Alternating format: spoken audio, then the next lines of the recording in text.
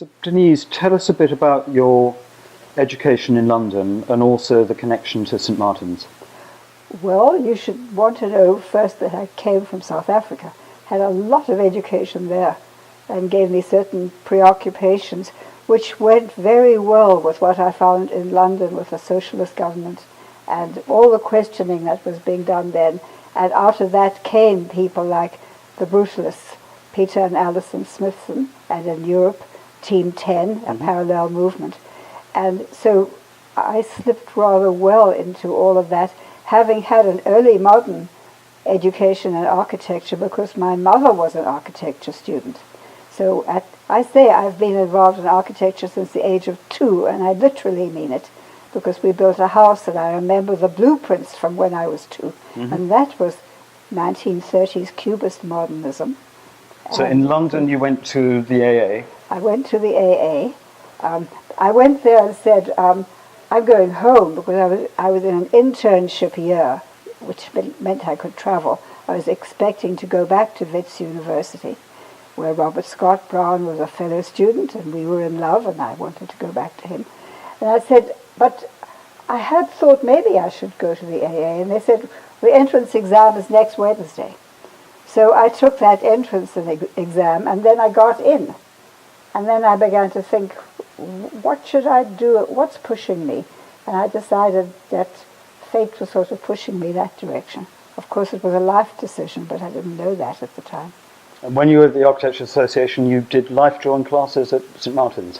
That's true, but it was a very small piece of what I did. But on Wednesday evenings, we went down the street, as I remember. I doubt whether St Martin's is still there now. It's not. Yes, well, it was nice, and it was an art school, just full of stuff. And I'd never done life drawing. And it's interesting because how I reacted was kind of like I would react now. This is a very interesting social situation. Look at this guy looking at this beautiful young woman and talking about cubist straight lines and circles. He was being a kind of a cubist while looking at this very sexy lady. And I looked around. Does anyone else notice that she's very sexy? No, they're all drawing away. And were there other people? Yes, there were some people looking in at windows. And I was taking in all of this scene. And so that's what's indelible in my mind. I don't think I learned very well to do life drawing.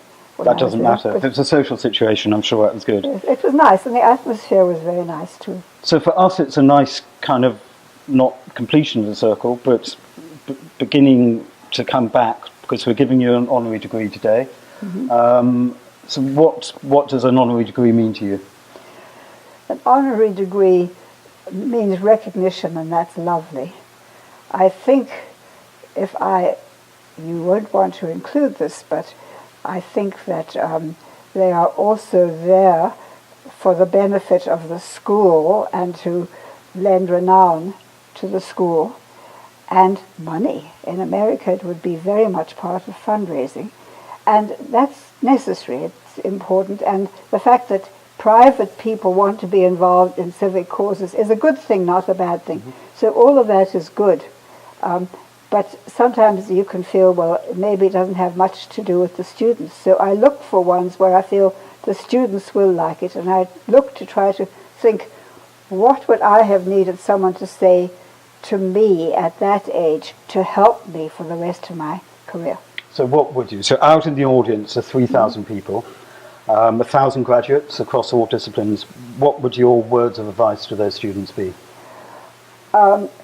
If you think life is chaos and there's no structure to it and you don't know what you're doing, that's what I felt at the AA. And my student advisor, Arthur Korn, saw this little girl from South Africa struggling and not knowing anyone and not knowing where she was. And he took me for coffee at Debris once a week on Fridays. And I talked about this need for structure in my life, and he talked about the November group. And Arthur Korn was always the youngest among these, you see, in his nice German accent. And I loved Arthur Korn.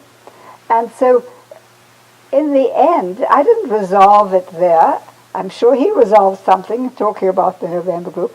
But I started to get impassioned. And then that thing slipped into place. And at the end of my career, I say my 3 careers on 3 different continents nested beautifully into each other. At the end of my life, they make a lot of sense. So be patient.